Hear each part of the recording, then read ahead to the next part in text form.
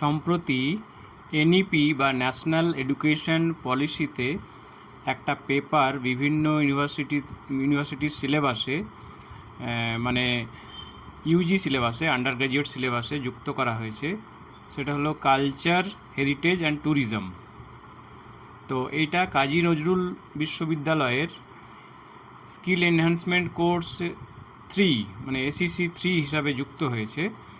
তো এই পেপারটার কতকগুলি গুরুত্বপূর্ণ শর্ট কোয়েশ্চেন অর্থাৎ 1 এবং 2 মার্কসের শর্ট কোয়েশ্চেন আমি পর্যায়ক্রমে বলছি। প্রথম প্রশ্ন হলো, হেরিটেজ বা ঐতিহ্য বলতে তুমি কি বোঝো? প্রাচীন ভারতের যে কোনো দুটি ঐতিহ্যের কথা উল্লেখ করো। প্রাচীন ভারতের দুটি মহাকাব্যের নাম উল্লেখ করো। মেহেরৌলির লৌহ স্তম্ভ কোথায় অবস্থিত? কুতুব মিনার ভারতের কোথায় অবস্থিত?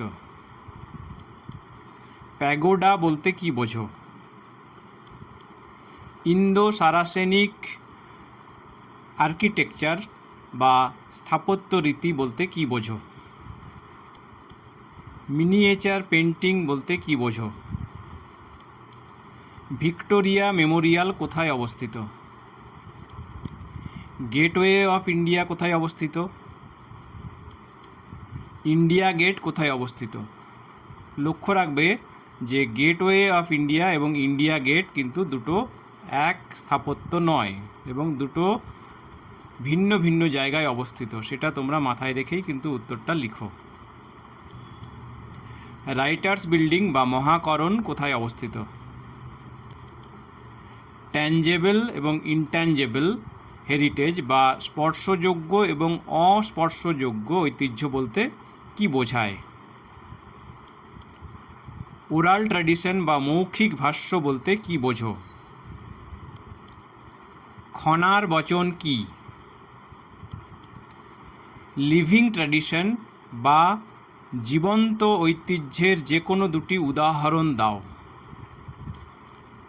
কোন সালে ancient monument and archaeological sites act pass হয়েছিল এবং এর উদ্দেশ্য কী ছিল? কবে ancient monument preservation act pass হয়েছিল এবং তা কে পাস করেছিলেন? এটা কিন্তু আলাদা একটা আইন। ইউনেস্কোর পক্ষ থেকে কবে national cultural heritage laws, antiquities and art treasure act pass হয়েছিল? 1962 সালের কালচারাল হেরিটেজ প্রোটেকশন অ্যাক্ট এ কী বলা হয়েছিল? সম্প্রতি 2018 সালে পাস হওয়া কালচারাল হেরিটেজ অ্যাক্ট কি? আমাদের ঐতিহ্য সংরক্ষণের প্রধান দুটি উপায় উল্লেখ করো। ভারতের কোন স্মৃতিসৌধকে পৃথিবীর 7ম আশ্চর্যের একটি আশ্চর্য হিসাবে চিহ্নিত করা হয়েছে? ভারতের সাংস্কৃতিক ঐতিহ্য সংরক্ষণের ক্ষেত্রে ভারত সরকারের কোন বিভাগ দায়বদ্ধ? কুম্ভ মেলা ভারতের কোথায় অনুষ্ঠিত হয়? কোন সময় গঙ্গাসাগর মেলা অনুষ্ঠিত হয়? করম উৎসব বলতে কি বোঝো এবং কারা এই উৎসব পালন করে থাকে? সাঁচি স্তূপ কোথায় অবস্থিত? কোণারকের সূর্য মন্দির কোথায় অবস্থিত? লোটাস টেম্পল কোথায় অবস্থিত? গোল্ডেন টেম্পল বা স্বর্ণ মন্দির কোথায় অবস্থিত? সোমনাথ মন্দির কোথায় অবস্থিত? আজমির শরীফ কেন গুরুত্বপূর্ণ?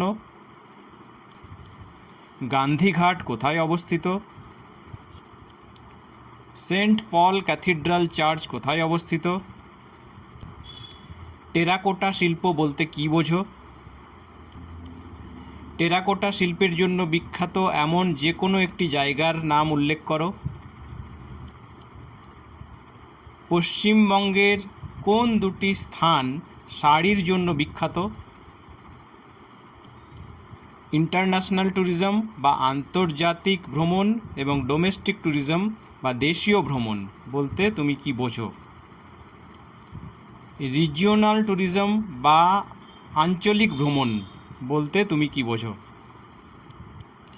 ইনবাউন্ড এবং আউটবাউন্ড ট্যুরিজম বলতে কি বোঝায়? পশ্চিমবঙ্গের যে কোনো দুটি ঐতিহাসিক ভ্রমণস্থলের নাম উল্লেখ করো।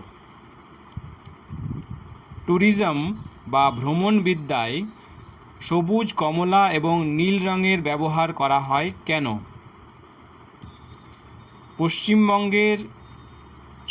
ভারতবর্ষের কোন রাজ্য প্রাসাদের জন্য বিখ্যাত? এখানে তোমাদের মূলত ঐতিহাসিকভাবে প্রাসাদের জন্য বিখ্যাত এমন একটা রাজ্যের নাম উল্লেখ করতে হবে। TALC ট্যাল্ক কথার পুরো অর্থ কী? ইকো ট্যুরিজম বলতে কী বোঝায়? ভারতের জাতীয় সঙ্গীত কোনটি?